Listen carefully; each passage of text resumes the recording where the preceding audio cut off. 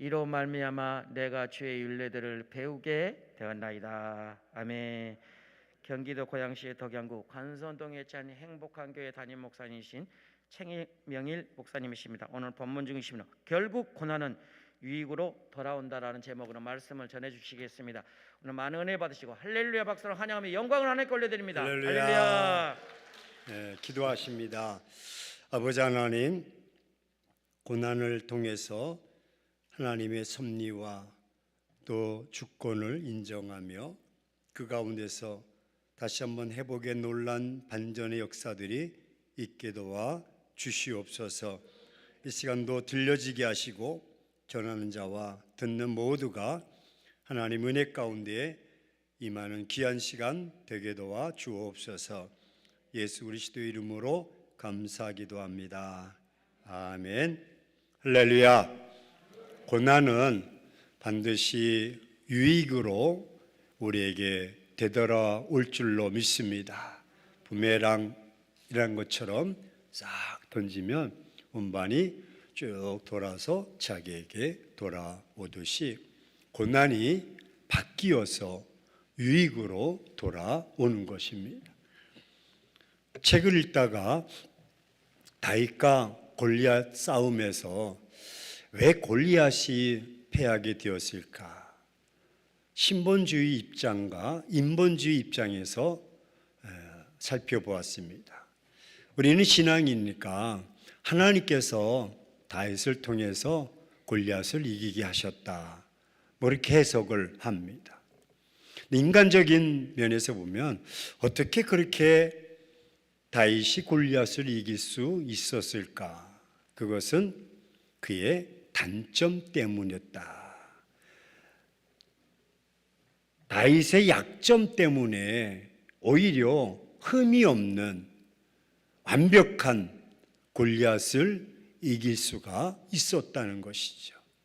말 그대로 골리앗은 갖출 거 다 갖췄어요. 다윗이 고백했던 대로 넌 칼과 창과 단창으로 나오면서 투구도 썼을 것이고 갑옷도 입었을 것입니다. 완벽합니다. 키도 거의 자이언트입니다. 반면에 다윗은 목동 출신이고 나이도 어리고 야, 너 전쟁터에 왜 왔어? 라고 할 정도로 별로 내세울 곳이 없는 다윗입니다. 형들이 야, 여기가 지금 어딘데? 너 정신 있는 거 없는 거야? 여기를 왜 온 거야? 라고 할 정도로 무시했습니다. 사울 왕도 별로 인정해 주지 않았습니다. 또 어떻게 이길 수 있었는가? 그 책의 저자는 다윗의 단점, 약점 때문에 이길 수 있었다. 어찌 보면 우리는 위기, 고난, 환난 속에 있을 때 앞이 캄캄합니다. 이 문제를 어떻게 해결해야 될까 난감해합니다. 물론 오전 말씀에 우리가 살펴보았습니다. 하나님은 반전의 역사로 사건마다 그 일마다 행하시고 역사하시는, 주관하시고 섭리하시는 하나님이신 줄로 믿습니다. 전혀 의심치 않습니다. 하나님은 과거에도 일하셨고 지금도 일하시고 앞으로도 일하시고 섭리하시는 주권자 되신 분입니다. 나라의 권세자 세우는 것도 하나님이시고 나라의 흥망성쇠를 주관하는 것도 다 하나님이 하시는 것입니다.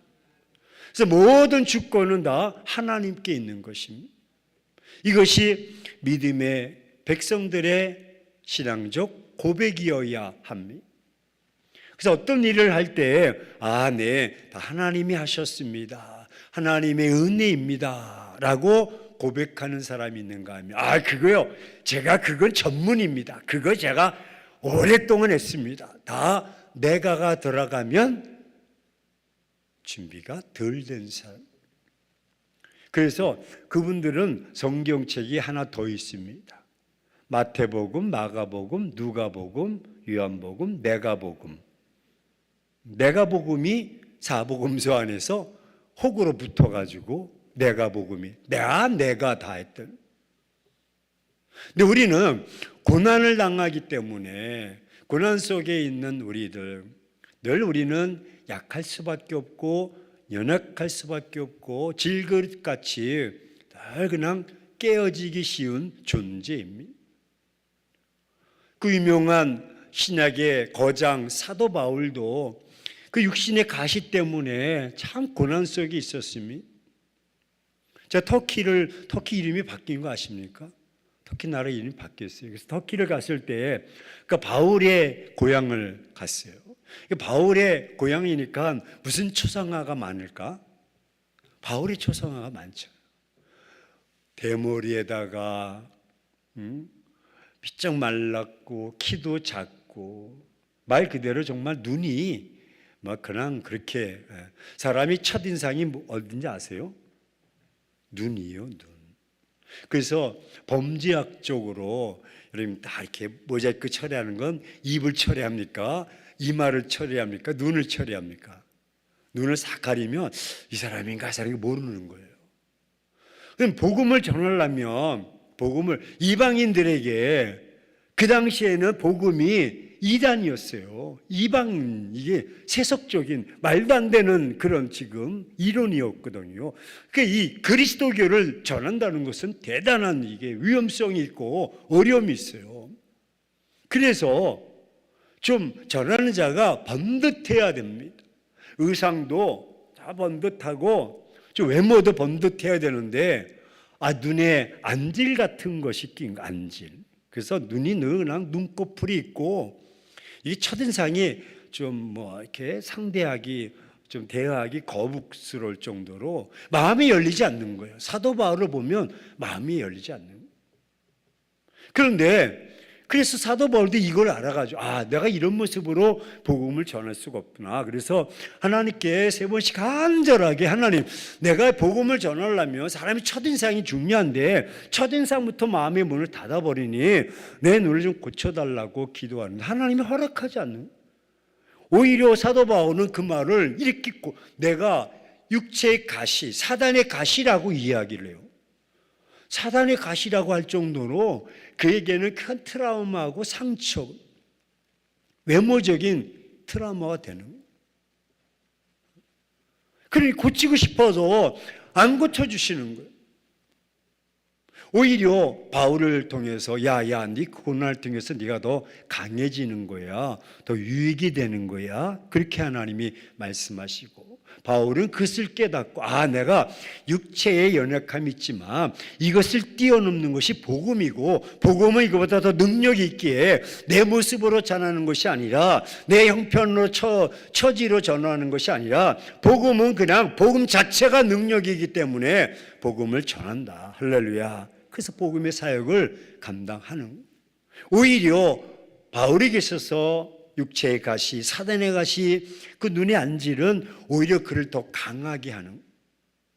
왜 그럴까? 하나님 왜 바울에게 그런 고난을 주셨을까? 바울의 사상을 모르셔서 그렇지. 바울은 가말리엘 문화에서요 탑이었어요. 탑. 요즘 말로 하면 서울대학교 법대 수석으로 들어가서 수석으로 졸업한 친구, 구약에 통달한 사람이 바리새인파요. 완전 유대교요. 완전히 그냥 골수분 자. 퍼펙트한 사람이. 그러니까 그런 자가 있으면 교만해질까 봐 하나님이 가시를 주는 거야. 너 그러면 안 돼. 너 항상 눈 봐. 너 자신을 낮춰. 그렇게 낮춰주게 하는. 고난이 그래서 유익인. 시편 73편에 아삽의 시가 되는데 아삽도 그런 고백을 합니다. 하나님을 믿으면 우리가 복된 삶을 살 수 있을까? 어려움 없이 살 수 있을까? 아픔 없이 살 수 있을까? 평안한 삶을 살 수 있을까? 그런 고민의 질문을 던집니다. 하지만 현실은 그렇지 못한 거예요. 아삽의 고민은 내가 하나님을 잘 섬기면 하나님께서 이런 것도 해결해 주시고 이런 것도 예배해 주시고 이런 것도 도와주시고 정말 눈만 뜨면 그냥 먹을 것이 산더미처럼 쌓여있고 일거리가 산더미처럼 쌓여있을 것처럼 보이는데 현실은 그렇지 않다는. 그래서 아삽이 고민하면서 갈등하면서 지은 시가 시편 73편입니다. 여러분 아십니까? 성경에는요 고난이 없다고 말한 적은 한 번도 없습니다. 기독교는 영광의 종교가 아닙니다. 기독교는 하나님이 영광을 받으셔야 할 종교지 우리가 영광을 누려야 될 종교는 아닙니다. 별로 이 말에 동의를 안 해서 기분 나빠가지고 아니 내가 이 땅에서 똥똥으로 잘 살고 말이야 내가 좀 큰 소리 치고 살면 그게 뭐 안 됩니까? 예 그렇게 사세요. 하지만 영광은 하나님이 받으시는 우리 주님도 너희가 나를 믿느냐 나를 따르고자 하느냐 그러면 핍박도 겸하여 받느니라. 우리는 예수 그리스도를 영접하고 예수 그리스도를 따라가고 예수 그리스도의 보혈의 DNA가 우리 마음속에 흐르는 그 순간부터 우리에게 찾아오는 것은 영광이 아니라 고난이라. 이 진리를 우리가 정립하지 않으면 신앙생활에 혼란이 자꾸 있는 앞으로 살펴볼 거지만 기독교는 고난의 종교. 결국 고난을 통해서 영광을 받으신 분은 하나님이셔. 할렐루야. 결국 하나님은 그렇게 인도하시지만 우리의 삶은 고난이래요. 왜? 예수 믿는 것 자체가 고난입니다. 우리 옆 사람에게 인사합시다. 참 대단하십니다. 군대 용어로 예수 믿는다고 떡이 생기는 것도 아니고 밥이 생기는 것도 아니고 참 대단하다. 대단하다. 그렇다면 우리가 하나님의 자녀들이 하나님의 반전의 역사들을 이루시는 능력의 하나님을 믿고 살아가는데 우리 현실은 왜 고난 속에 있게 되는가? 이 문제를 우리가 두 번째 시간에 풀고자 합니다. 먼저 고난에 대한 오해가 있습니다. 성도들을 목회하면서 여러분 제가 목회 몇 년 한 것 같아요? 올해 딱 40년 차 목회를 하고 있습니다. 40년 차. 그러니까 제가 25살 때에 신학교 들어가서 3월 달부터 전도사 사역을 사역함으로써 딱 40년 마무리합니다. 사역을 이렇게 하면서 그럼 제 나이가 몇인가 딱 드러났네. 25, 40 플러스 하면 몇인가 딱 나오네. 많은 성도들을 바라보면서 이 고난에 대한 오해가 많아요. 첫 번째 고난은 죄의 결과로 생각하는 사람이 의외로 많습니다. 아주 이쁘신 집사님이 계셨어요. 근데 기도할 때마다 우시는 거야. 금요기도에도 우시고 저분은 정말 은혜를 많이 사모하는구나. 은혜를 많이 사모하는구나. 한량없이 막 우시고 시시때때로 기도할 때마다 우시는 거야. 그리고 얼굴은 이쁜데 화색이 없어. 기쁨이 없어. 뭔가 콕 눌려 있는 거야. 눌려 있는 거야. 오늘 기회가 되었어요. 상담하게 되었고 제가 그분이 나에게 상담을 요청한 것이 아니라 제가 그분에게 상담을 요청했어요. 우리 같이 이야기 좀 하자. 그래서 그 집사님, 젊은 집사님인데 같이 만나서 차를 마시면서 이야기를 했어요. 제가 궁금한 게 있다. 왜 얼굴도 이쁘시고 그런데 왜 안색이 안 좋냐? 그리고 왜 기도하실 때마다 그렇게 우시냐? 그랬더니 목사님 제가 죄가 많아서 그래요. 그런 그래서 젊은 사람이 무슨 죄가 이렇게 많어? 그랬더니 자기가 처녀 때 원치 않게 임신을 했다는 거예요. 그래서 결혼을 해야 되는데 결혼이 파혼이 되어버렸어요. 아이는 안게 되었고 그래서 이제 두 가지잖아요. 두 가지 선택은 남편이 아니라 그 남자가 그냥 떠나버려도 나는 이 아이를 내가 낳겠다. 그래서 낳아서 키울 수도 있고, 하나는 그냥 그대로 이제 지어버리는 상태. 이제 두 번째 거를 선택을 했어요. 그래서 아이를 원찮게 지우게 됐어요. 그게 평생 20여 년 동안 이 집사님을 꽉 억제하고 있는 거예요. 너는 나쁜 년이야. 너는 살인마야. 너는 아이를 죽였어. 항상 그리스도 안에서 자유함이 전혀 없는 거예요. 그래서 기도할 때마다 그 20여 년 전에 그 이야기를 끄집어서 그 이야기만, 그 생각만 나면 한없이 눈물을 흘리는 거예요. 아유, 내가 나쁜 년이라고, 내가 살인자고, 내가 못된, 계속. 그리고 또 회개를 해. 하는 날이 용서해달라고. 그리고 그 다음에 또 하면 또 끄집어서 또 기도하는 거예요. 그러기를 20여 년 동안 한 거예요. 기쁨이 없는 거예요. 그거 하나에 눌려 있는 거예요. 그래서 자기는 그렇게 고난 속에서 이렇게 정말 두 날개를 펴서 비상하지 못하고 신앙에 역동성이 없고 그냥 이렇게 구원의 확신이 있으니까 예수님을 믿으니까 그냥 마지못해 와서 앉았다가 무슨 이렇게 죄에 대해서 나오면 또 울고 그렇게 가는 거예요. 이건 오해야. 잘못을 했죠. 일단은 그런 남자의 그런 건 개인의 문제지만 아이를 지었다는 것에 있어서는 잘못입니다. 왜? 생명의 주권자는 하나님께 있으니까.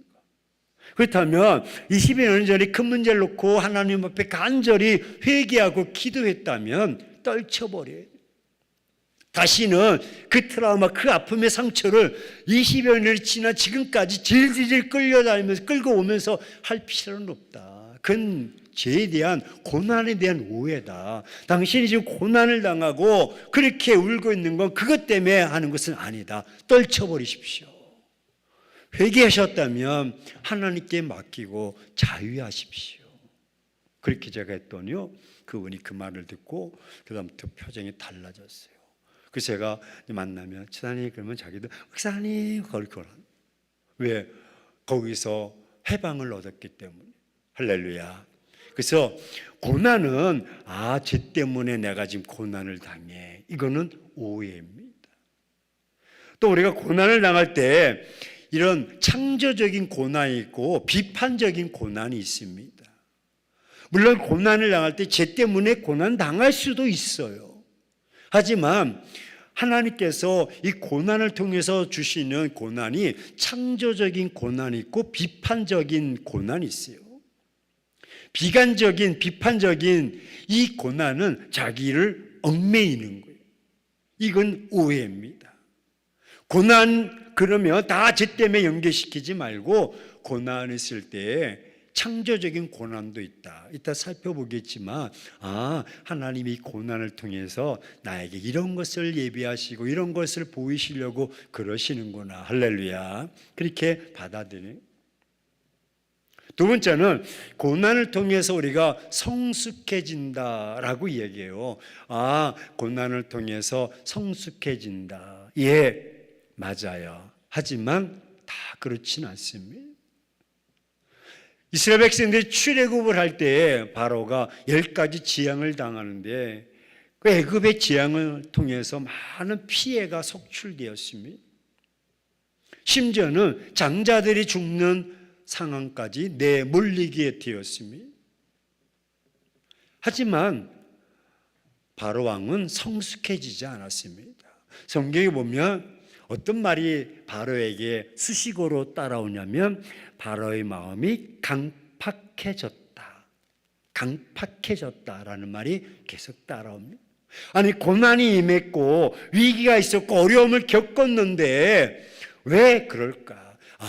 고난이 있다고 다 성숙해지지는 않는다. 우리는 흔한 말로 그렇게 이야기돼. 고난을 겪으면 그 고난 때문에 다 성숙해지는 거야, 다 그렇게 잘하는 거야 하는데 그렇지만은 않다. 오해의 소지가 있을 수 있다는 것입니다. 어떤 분은 늘 삶이 고난이야. 고난의 연속이고 고난의 삶이야. 그런데도 성격 기질이 변하지가 않아. 내가 보기에는 그것만 좀 뽑아내면, 그런 어떤 부정적인 시각, 그 다음에 어떤 기질, 그것만 뽑아내면 얼마든지 그 고난을 통해서 하나님 앞에 나갈 수가 있고 더 크게 쓰임 받을 수 있는데 안 뽑아.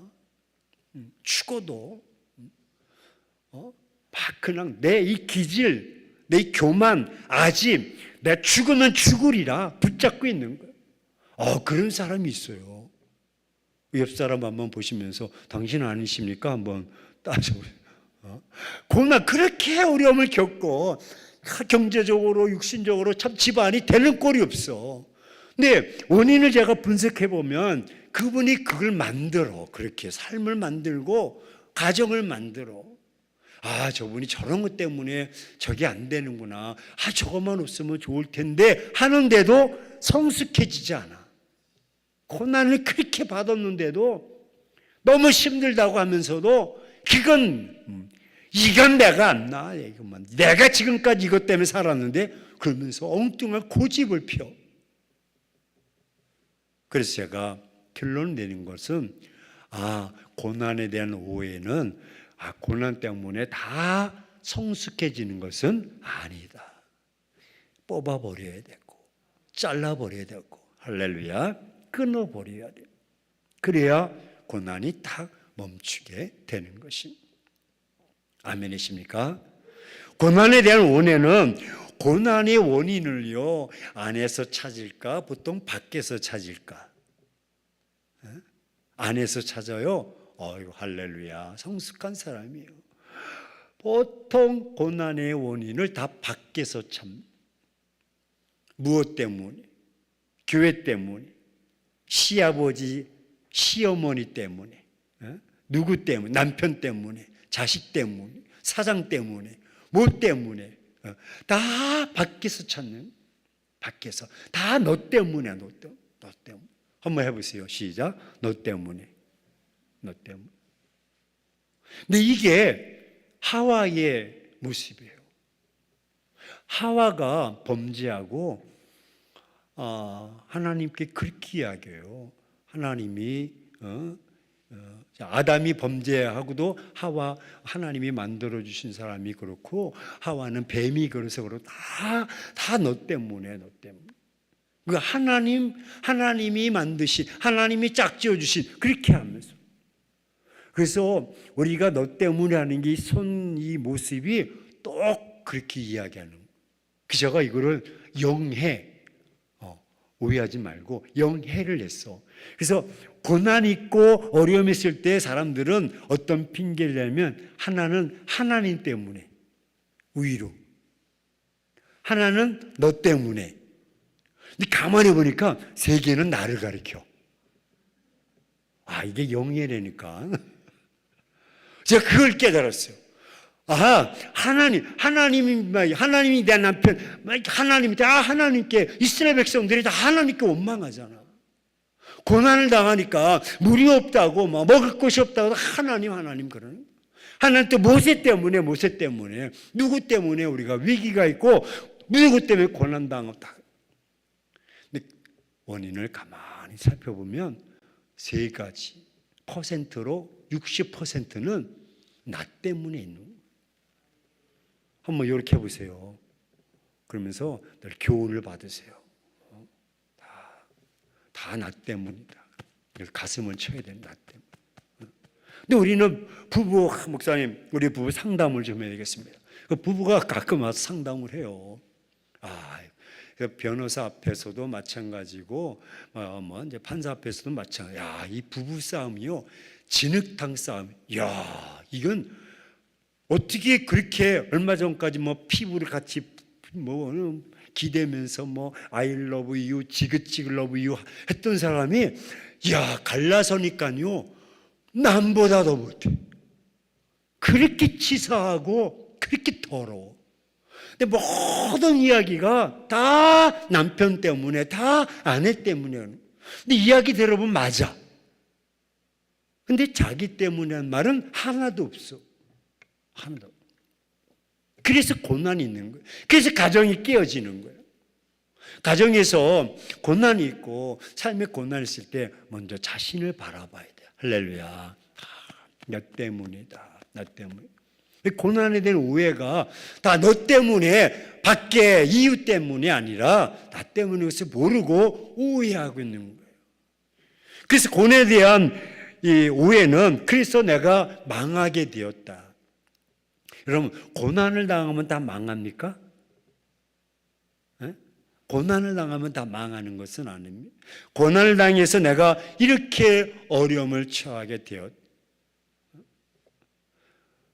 고난은 유익이라고 했는데, 그렇다면 고난을 당해서 망했다면 고난이 위기가 아니라 인생의 실패고 인생의 위기가 되는 거죠. 고난 플러스 리커로 인생의 위기. 근데 아닙니다. 고난은 리커로 유익이 되는 거예요. 유익이 되는 거예요. 그러니까 고난 당했다고 아유 이제 끝이야, 난 망했어, 그렇게 생각해서는 안 된다는 것입니다. 고난은 또 우리가 오해를 제가 40년 동안 하면서 왜 나에게만, 따라서 고백합시다. 왜 나에게만 이런 일이, 왜 나에게만 이런 고난이 있을까? 왜 나에게만 이런 아픔이 있을까?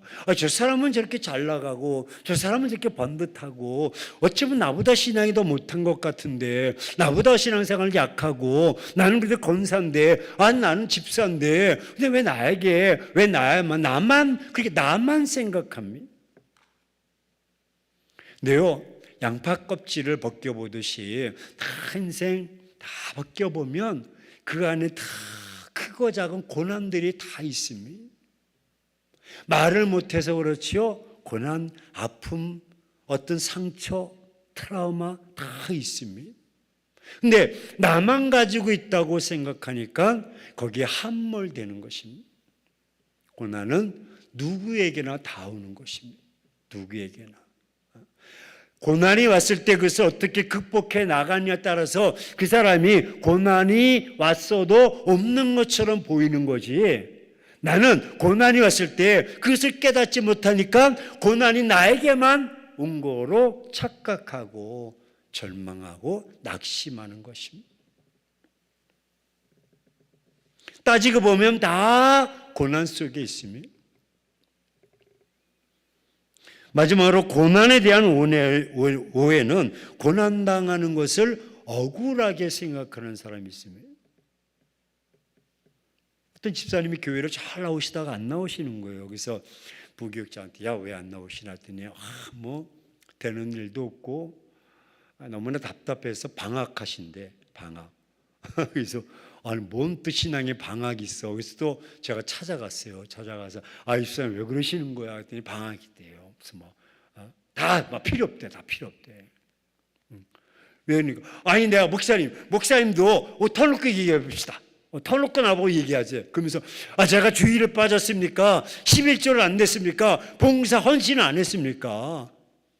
아니 나 같은 자가 권사가 돼야 되고 나 같은 자가 몸소 막 자기를 다 얘기해요. 근데 사실은 맞아. 마치 주일 성수 꼬박꼬박하고 그 다음에 헌금도 드리고 봉사도 다 잘 열심히, 이 정도면 상을 받아도 갑절을 받고 떵떵 그러면 살아야 되는데 오히려 더 형편이 어려운 거예요. 고난 속에 있는 거예요.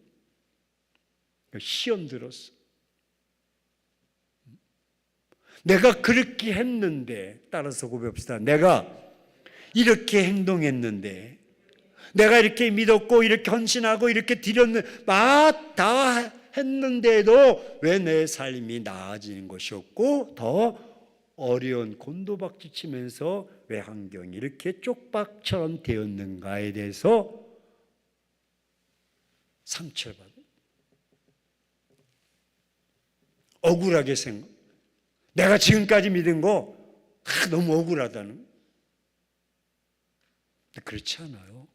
여러분, 우리는 그렇게 느껴질 수 있어도 하나님은요, 그 고난을 통해서 그 사람에게 하시고자 하는 하나님의 경륜과 섭리가 있어요. 때로는 두 가지로 볼 수 있는데, 하나는 아직까지 그 사람이 헌신하고 봉사하고 다 해도 꼭 하나 좀 더 해야 될 것이 있는데 결정적인 해야 될 것을 하지 않음으로써 기간이 늘어지는 경우가 있어. 그것만 이 사람이 바뀌면 더 완벽하게 세워질 수 있을 텐데 라는 것이에요. 또 하나는 그 사람을 통해서 그렇게 헌신하고 했는데 고난이 있는 것은 하나님은 더 큰 것을 예비해 놓으시고, 그래 알았어, 조금만 기다려, 알았어. 그래서 또 다른 섭리가 있는데 이것을 깨닫지 못하게 하는, 못해서 억울해하는 거예요. 그런 억울함, 그런 모습 속에 있을 때 하나님 나를 어떻게 역사하시고 어떻게 운영하시고 섭리하신가를 깨닫게 된다면 비록 내 삶이 그렇게 어려운 삶 속에 처했다 할지라도 낙심하지 않는 것입니다. 오늘 본문 시편 119편 71절에 고난당하는 것이 너에게 유익이라, 똑같은 거예요. 그러면서 아하, 내가 고난을 계속 당했는데 내가 억울하게 생각하고 나만 당한 것처럼 생각했는데, 시인은 그때 깨달은 것이 내가 고난당한 것이 유익입니다. 왜? 그 고난을 통해서 내가 하나님의 귀에 말씀, 법도대로 안으로 들어가며 그 말씀대로 살겠습니다. 할렐루야. 그러니까 이 시인의 상황은 잘 나갔는데 고난을 당했어요. 그래서 왜 고난이 있었는가? 내가 하나님을 멀리 떠났었구나. 내가 말씀을 벗어나서 살았구나. 내가 이 고난을 통해서 다시 한번 말씀 앞으로 가야지라고 깨달았기 때문에 유익이라는 것입니다. 즉 하나님을 다시 만나고 하나님을 신뢰하고 하나님을 찾고 그 말씀을 의지하며 말씀의 통치와 그 다스림 속에 들어가게 되었으니 이 고난은 내가 잃어버린 것이 됐고 아픔도 됐고 상처도 됐지만 궁극적으로는 그것이 내게 유익이 되었습니다. 좀 아멘 좀 크게 좀 해줘야 오후에 제가 좀 이렇게 힘이 나죠. 할렐루야. 우리 교인들이 이렇게 아멘 안 하면 설교하다가 끝! 그럼 내려가 버려요. 기분 나빠서 내가. 뭐 그런 적은 한 번도 없지만.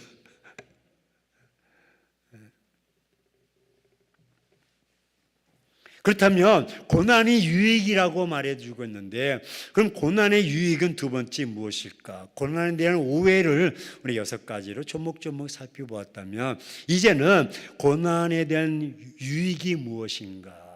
말씀드렸듯이 하나님을 다시 신뢰하고 하나님을 만나고 찾을 수 있는 쉼이 있기 때문에 그렇다.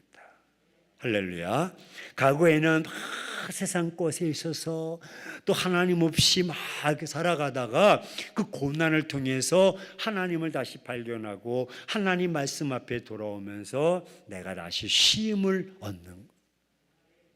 자동차가 언덕에 내려오다가 브레이크가 고장났어. 그러면 이건 보통 위험한 게 아니에요.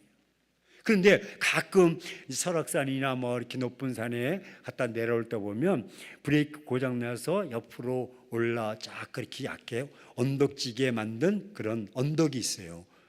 기억이 안 나시나? 브레이크 한번 고장나 보실래 그럼?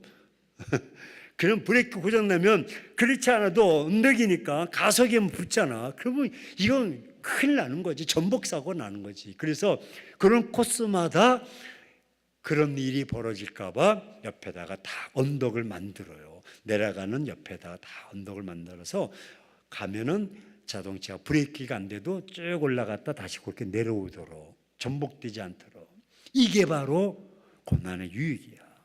내가 고난을 만나서 브레이크가 인생의 브레이크, 내 마음의 브레이크, 신앙의 브레이크가 고장나서 세속과 타협하며 세속에 젖어서 하나님 없이 그냥 불신앙적인 예수 믿는 사람인지 안 믿는 사람인지 구분하지 못할 정도로 살아갔던 우리에게 하나님은 살짝 고난을 주셔서 야, 너 그렇게 하면 안 돼. 너 돌아와. 그래서 돌아와서 말씀을 부여잡고 보니까 내게 유익인데 그것이 바로 쉼이다. 안식이다. 고난을 통해서 내가 다시 한번 정차하면서 숨을 쉴 수 있는 거예요. 아, 내가 왜 고난을 당했는가? 신앙적 노선을 다시 한번 정립하는, 하나님을 내가 떠났다. 하나님을 전폭적으로 신뢰하지 못했다는 것을 느끼게 되는 것입니다. 그래서 유익이 되는 것입니다. 신앙의 유익은 하나님 고난을 통해서 오전 말씀처럼 하나님의 능력을 체험하게 되고 반전의 역사가 이루어지는 것입니다. 오전에 살펴봤듯이 그들의 모든 가나안의 혼인잔치도 마찬가지고, 여러분 이스라엘 백성이 출애굽해서 홍해 앞에 있었던 것도 마찬가지고, 여러분 아람 나라의 군대의 싸움에서 모든 삶 속에서는 다 위기요, 절망이요, 고난이요, 땅 끝이요, 다윗이 고백한 대로 낭떠러지요, 땅 끝이야. 그런데 그 상황 속에서 위기가 유익이 되는 것은 그때 하나님을 찾고 하나님을 신뢰하니 하나님께서 급히 반전의 역사로, 할렐루야, 많은 땅이 하신 줄로 믿습니다. 아침에 나가보았더니 다 시체들 뿐이었더라. 하나님이 그렇게 일하시는 거예요. 그래서 고난을 통해서 우리가 유익이라는 것은, 고난을 통해서 내가 하나님을 만날 수 있기 때문에 주의 말씀의 그늘 앞에, 주의 말씀의 통치 앞에, 그의 다스림 속에 들어가기 때문에 유익이라는 거예요. 유익이라는, 손해가 아닙니다. 여러분 그 잊어버린 거 하나님이 채우시면 그냥 채우시는 거예요. 그런 거 걱정하지 마세요. 하나님만 붙잡고 나가면 되는. 고린도후서 12장 10절에도 내가 매임을 당하고 아픔을 당해도 내가 강하게 되는 것은 내게 다 유익이 되는 것입니다. 또한 고난이 유익이 되는 것은요, 고난을 통해서 자기 자신을 발견하며 거품을 빼버리는, 따라서 고백합시다. 거품을 뺀다. 우리 계급장이 왜 이렇게 많은지 몰라요. 막 신앙의 경륜의 계급장, 자기의 무슨 헌신의 계급장, 자랑의 계급장. 그래서 이 교회에 내가 없으면 안 되지 뭐. 그래서 혼자 한 것처럼 계급장이 많아. 거품이 너무 많아. 하나님이 쫙, 그래서 야 이놈아, 너 본질이 뭐냐, 너의 정체성이 뭐냐 라고 해서 그냥 확 불어버리는 거야, 거품을. 그래서 거품을 쫙 날아가 보니까 민낯이 보이는 거야. 내 삶의 모습이 보이는 거야. 그래서 고난이야.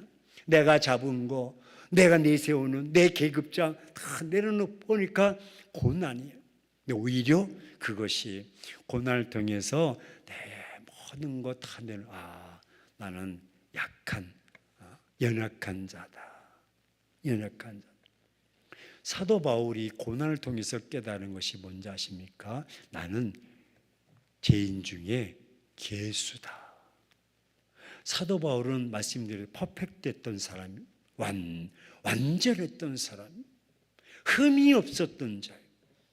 그런데 그가 거품을 싹 다 빼버리는, 오히려 죄인 중에 괴수다라고 자기를 쳐서 나는 날마다 죽노라, 자기를 치는 거예요. 거품을 쫙 빼버리는 거예요. 자아를 다 빼버리는 거예요. 교만, 아집을 다 빼버리는, 고난을 통해서 온전한, 그래서 순금으로 정금같이 나오는 것처럼 내가 연단을 당하고 내가 고난을 당해서 그 풀물 속에 들어가서 그 뜨거운 불 속에서 확 태워서 나의 그 불순물 다 제거해서 마침내 정금처럼 나오게 될 줄로 믿습니다. 그래서 고난이 내게 유익이라는 거예요. 그 고난이 없었다면 거기에 막 때가 묻고 막 오물이 묻고 이물질이 묻어서 근데 싹 빼버려서 정말 정금처럼 온전한 자로 나오게 되니까, 거품이 쫙 찌꺼기가 때가 싹 벗겨지니까 온전한 자로 우뚝 설 수가 있기에 유익이 되는 것입니다. 고난은 다 여러분 나쁜 것은 아닙니다. 또 고난을 당할 때 고난당하는 자를 위로해 줄 수가 있습니다.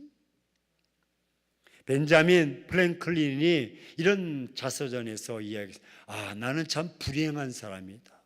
근데 저런 벤자민 프랭클린은요, 한 번도 실패하거나 절망하거나 벽에 부딪혀서 포기하고 그런 적이 없어요. 승승장구하는. 그런데 왜 불행하다고 했을까? 그래, 나에게는 고난이 없었기 때문에 나는 불행한 삶이다. 아니, 그렇게 잘 나갔으면 나는 지금까지 너무나 행복했다고 해야 되는데, 그렇게 살았던 자가 고난이 없었기 때문에 나는 사실 불행한 자다. 왜? 그건 대통령이었거든요. 대통령이 고난, 위기, 불행 이런 것들을 몰랐으니 백성들의 신음, 고난 그런 것도 어떻게 헤아릴 수 있었겠냐는. 대통령은 적어도 백성들의 신음과 백성들의 아픔과 백성들의 위기에 동참하며 해야지 립서비스만 해서 그게 대통령이 되어 있느냐. 자기는 즉 립서비스만 했다는 거예요. 대통령으로서 어렸을 때부터 잘 편안하게 때묻지 않게 잘 자라서 잘 행복하게 살았는데 고난이 없었다. 불행이 없었기 때문에 자기는 불행한 삶이네. 그래서 고난을 당한 자는요, 고난당한 자의 마음을 많이 이해합니다. 그래, 알지. 나도 참 그때 그랬어. 그 아픔을 많이 이해해 줍니다. 간암에 걸린 사람이 또 이렇게 우루사 먹고, 우루사가 간암에 좋은지 모르겠지만은 이제 먹고 반지 많이 났어. 그러면 그 사람은 누가 간암 또 간 그러면 뭘 선전할까? 우루사. 제가 우루사 회사의 판매 촉진위원장도 아니지만 예를 들어서 그 사람은 그거 먹고 회복이 되었기 때문에 몸이 좋아졌기 때문에 각 만나는 사람마다 그 얘기하는 거예요. 왜? 아파봤기 때문에. 저는 사실 아픈 건 별로 없어요. 다 스탠다드 하잖아요. 다 몸이 이렇게 슬립하잖아요. 제 나이가 66세예요. 놀래지도 않아. 기분 나쁘게 믿거나 말거나 그런데 제가 당뇨가 약간 있어요. 10년 전에 사역에 너무너무 바빠. 제자 훈련을 일주일에 5번씩 했어요. 신방하고 설교하고. 그래서 그때 나는 체력이 국력이라고 생각했어요. 그리고 체력이 영력이라고 생각했어요. 사역하면서 교인들이 수고한다고 피곤하다 주는 거 다 먹고 드링크 바카스 원비리 사이다 다 마시고 짜장면 먹고 칼국수 먹고 다 먹고. 근데 이게 오버가 됐어요. 운동을 해야 되는데 운동은 안 해주고 사역이 시간이 없고 쫓기다 보니까 나는 피곤하면 안 돼, 난 지치면 안 돼. 그래서 주는 거 할렐루야 하나님 주신 거니까 먹었는데 가부화가 걸렸어요. 혈당이 쌓인 거. 어느 날 건강검진에서 수치가 높아졌습니다. 그랬더니 당뇨 단계를 지나가고 있는 거예요. 지금부터 관리하십시오. 근데 당뇨가 당화혈색소라고 믿거나 말거나 의사들이 그렇게 해요. 4.5에서 6.5까지가 정상이다. 정상. 6.5가 넘으면 당화혈색소가 뭐냐면 이제 당뇨 환자들 여러분들이 2개월이나 3개월 정도 있다가 피를 뽑아서 그 당을 채취하는 겁니다. 그래서 어저께 내가 안 먹고 오늘 혈당이 내려갔다고 나은 게 아니라 이제 3개월치를 이렇게 평균 수치가 당화혈색소인데 거기에 4.5나 6.5까지 나와야 돼. 근데 저는 10년 전부터 7.5야. 그 일이 안 줄어. 마라톤을 뛰어도 제가 풀코스도 뛰었어요. 사이클을 타고 사이클 디오 1,150만 원짜리를 그냥 또 수세문 끝에 해가지고 400만 원에 현찰로 중고로 사서 타고 다니고 별걸 다 해도 안 줄어. 그래서 저 주치의가 목사님 은퇴할 때까지 목사님은 7.5입니다. 왜 그래요? 그랬더니 목회에 대한 그 짐이 스트레스로 목사님을 지금 짓누르고 있습니다. 그분이 저를 쭉 진단하면서 목사님 정도의 운동량, 식사량, 그 시간 다 보면 정말 수치가 6.5로 내려가야 됩니다. 그런데 7점으로 있는 건 목회제, 이 목회에 대한 무거운 스트레스, 짐 때문에 그렇습니다. 또 새벽에 4시 반에 일어나는 것도 이 당뇨의 많은 마이너스 요인이 됩니다. 쭉쭉 얘기하는 거예요. 그래서 은퇴할 때까지 그냥 7점으로 다 유지하셨다가 은퇴하면 그때는 다 열심히 하셔서 줄이십시오. 왜? 신방 가면 또 계속 우리 목사님 좋은 거 드셔야 된다고 막 안 먹을 수도 없으니까 또 먹고 이게 조절이 잘 안 돼. 그래서 당뇨 환자 만나면요 많은 제가 숙지한 것들이 많아. 그래서 나는 못 고치지만요 그거 한번 해보세요. 그거 한번 먹어보세요. 제가 의사보다도 낫습니다. 왜?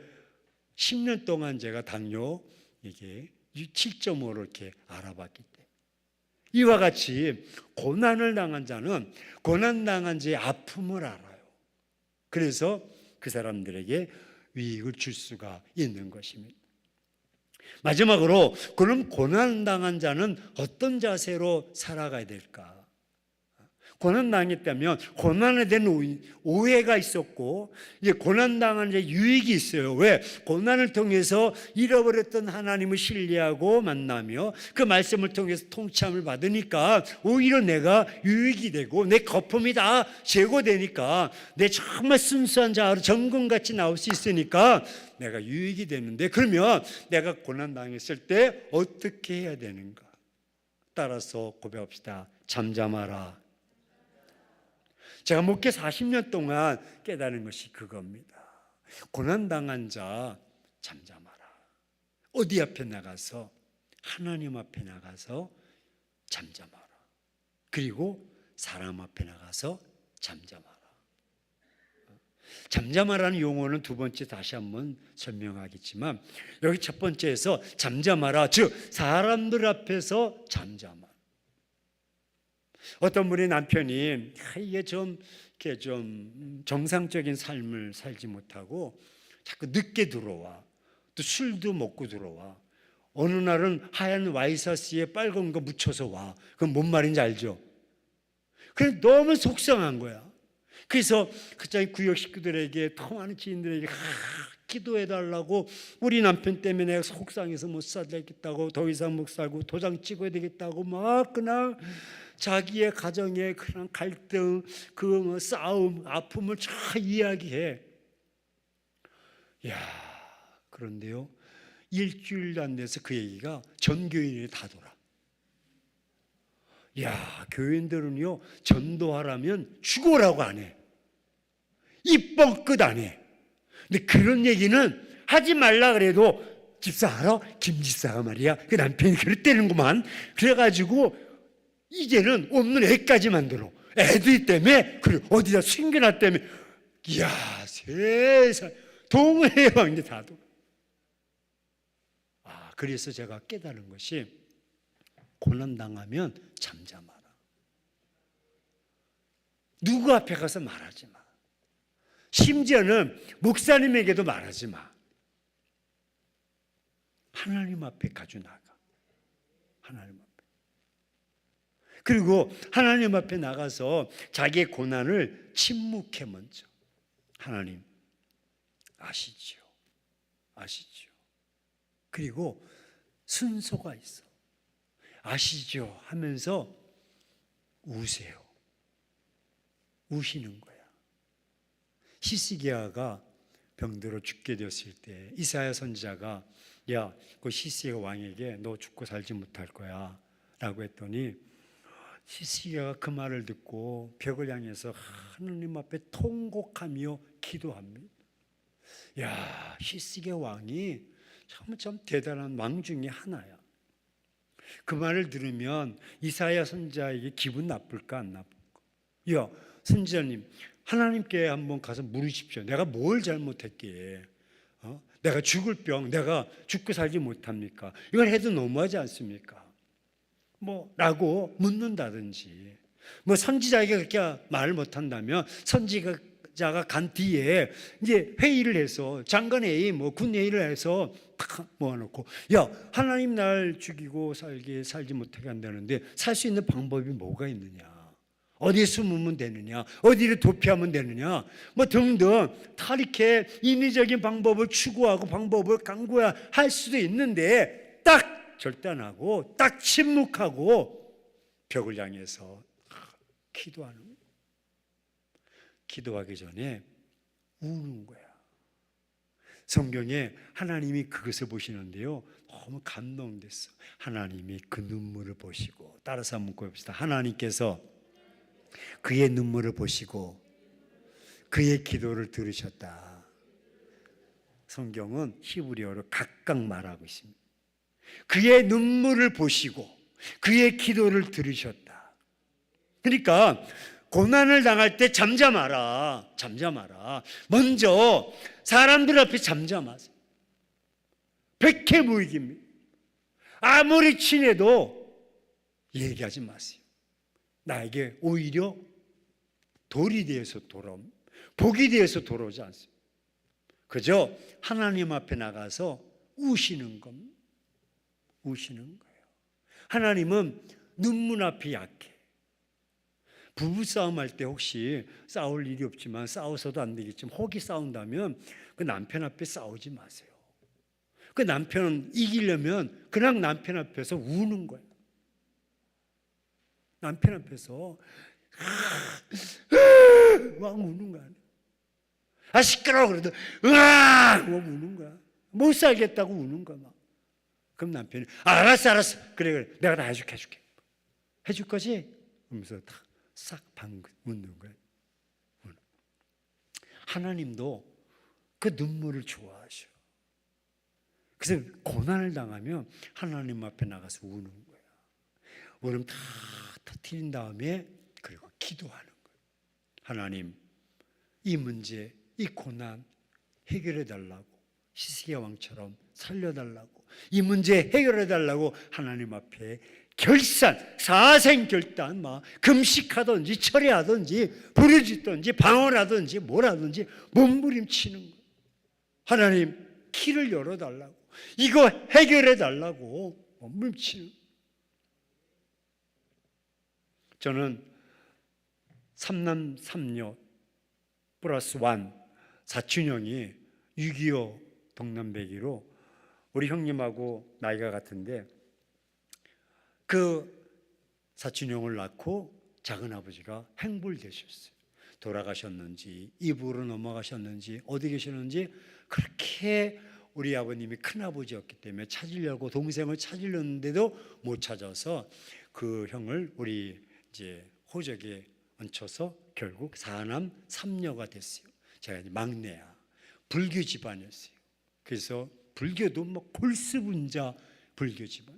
망월사에 가면 망월사라는 큰 절간이 있는데 그 절간을 지을 때 우리 조상께서 혁혁한 공을 세워서 지금도 VIP 좌석이 다 우리 명단이 있어요.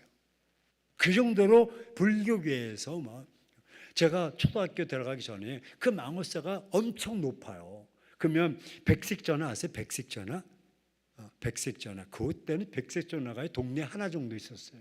근데 그걸 우리가 가지고 있었어요. 그 절간에다가 연락을 하면 스님들이 저를 이제 우리 도련님 오셨다고 저를 업고 거기까지 올라갈 정도로 제가 VIP 대접받았대요. 좀 부러워해 보세요. 여러분 스님이 업어봤어요? 그 정도로. 그런데 거기서 예수를 믿겠다고 하니까 용납이 안 돼요. 용납이. 군대 제대하고 7일 만에 제가 정식으로 가족회의를 열자고. 그래서 뭐 저 녀석이 왜 그러는가. 그래서 뭐 다 아버지 어머니 막 다 갔다. 내가 지금부터 정식적으로 예수를 믿겠다고 딱 선포했어요. 너 잠깐 나가 있어. 아버님이 회의를 하는 거야. 야 저게 미쳤다. 저기 예수를 믿겠다 하는데 어떻게 했으면 좋겠냐. 니들 한번 얘기해봐. 뭐 누님도 얘기하고 형님도 얘기하고. 결론은 채씨 호적에서 빼버리자. 그리고 판결은 집에서 나가라.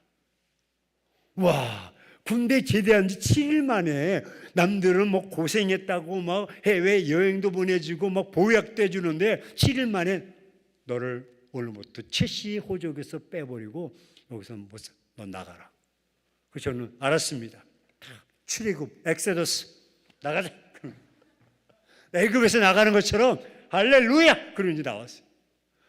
나오고 보니까 떽거리가 없어. 잠잘 데가 없어. 교회 성가대 좌석에서 자는데 또 여성도들이 또 이렇게 집에서 안 주무시고 기도하신다고 오시네. 남자가 거기서 코 골고 잘 수가 있나? 그러니까 그것도 민폐야. 그래서 삼각산에 작정 1년 동안 작정 기도하는. 제 또 은사 목사님이 그러지 말고 12시에 올라가서 10시까지 올라가서 새벽 5시까지 7시간 동안 소나무 붙잡고 기도하라고. 그때 소나무 붙잡고 기도하는 기도의 내용이 두 가지야. 하나는 반은 우는 거야. 기도 제목이 없어. 내 자신이 너무 불쌍해. 차라리 그냥 예수 안 믿고 집에서는 잘 살까? 우리 집이 99칸 집이었었거든요. 부러움이 없. 여러분, 제가 초등학교 1학년 때 저희 집이 중화 요리집이었어요. 몇 년 전에? 52년 전에. 우리 마을에서 딱 우리 집에 오는 거는 생일 때하고 졸업 때 아이들이 왔어. 근데 나는 365일을 그 집에 살았어. 허구한 날 짜장면 먹고 탕수육 먹고. 그렇게 살았다니까요. 그런 집에서 쫓겨났어. 너무나 배고프고 갈 데 없고 춥고 손을 붙잡고 우는 거야. 하나님. 그리고 두 번째, 내가 무엇을 해야 됩니까? 하나님, 내가 무엇을 하기 원하십니까? 내 앞길을 열어달라고. 그래서 하나님이 주의 길을 열어주시고 한염없이 눈물 흘리고, 그때 눈물은 정말 끊임없이 눈물. 그래서 제가 찬양대에서 그 당시에 성가대 찬양 상관없어요.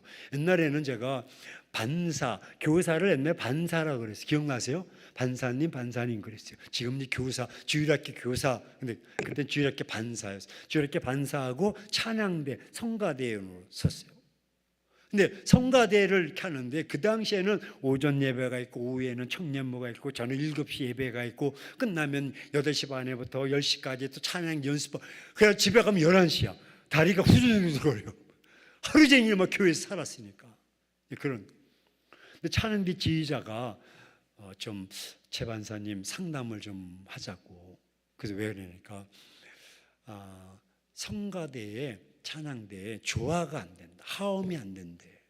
제가 베이스인데 가사에 곡의 음악 은혜가 되는 거예요. 한임없이 막 눈물이 나오고, 그래서 감격이 돼가지고 테너로 바뀌어. 베이스여서 제가 별명이 테베이스야. 그 지휘자가 베이스를 하다가 테너로 가니까 그러니까 이게 안 되겠다는 거예요. 그래서 저보고 좀 반사만 하면 안 되겠냐고.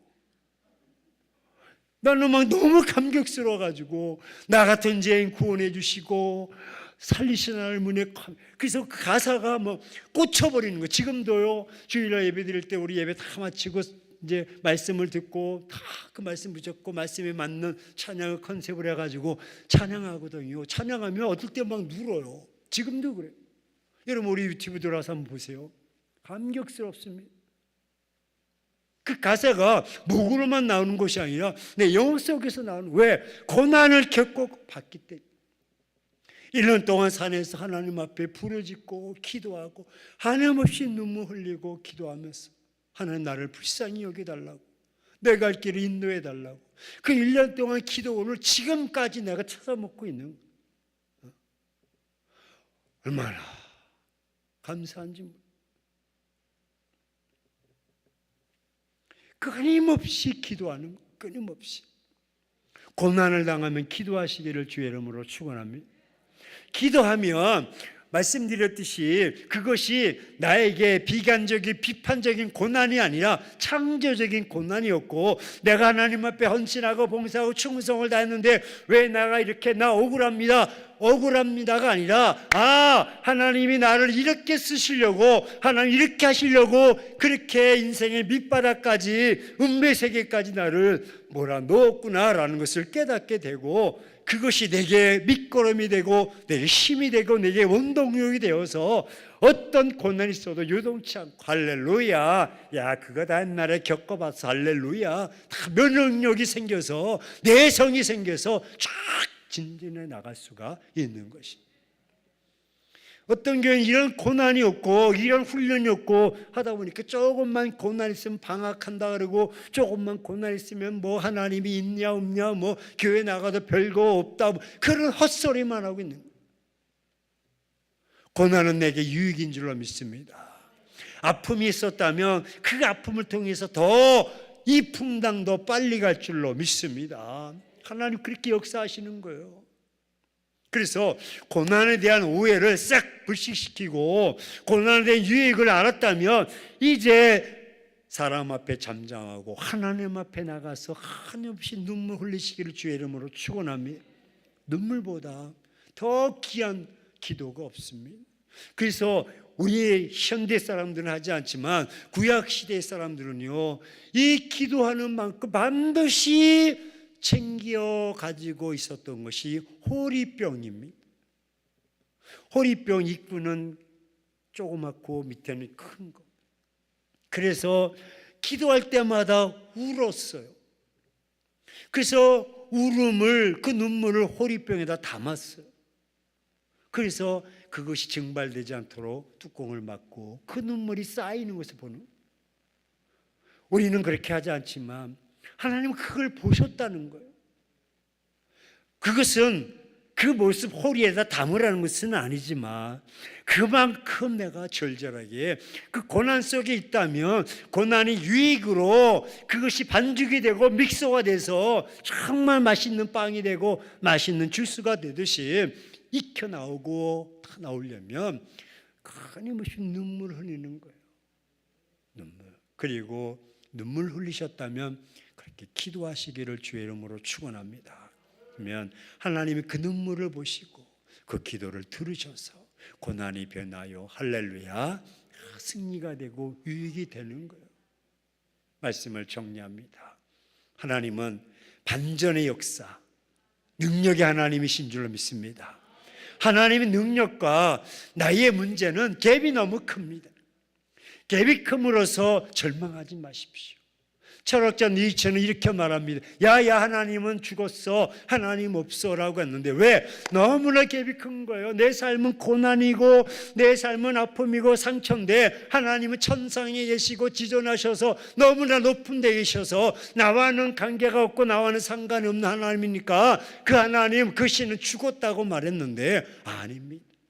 오늘 오전과 오후 설교를 다 믹스해 보세요. 그 하나님은 능력의 하나님, 지존자 하나님, 전능자 하나님이신 줄 믿습니다. 우리의 삶은 눈물이요 고난이요 아픔이요 상처이지만 이것이 하나님을 다시 신뢰하고 하나님을 만나고 말씀을 배워잡고 통치 아래 속에 들어가며 그 눈물로 하나님의 섭리를 깨닫게 되면 그 능력이 내게 유익으로 다가오고 그 손이 내게 유익으로 능력으로 나타날 줄로 믿습니다.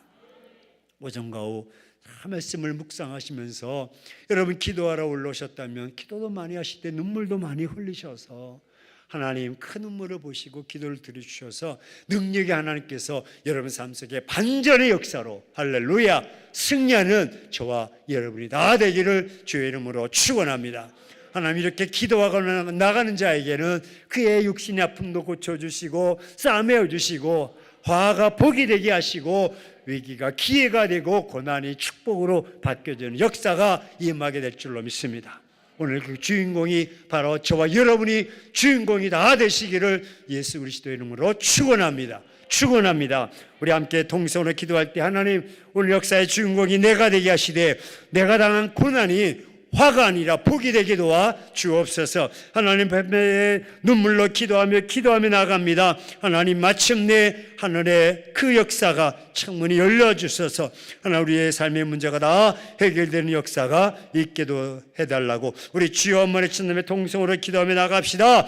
주여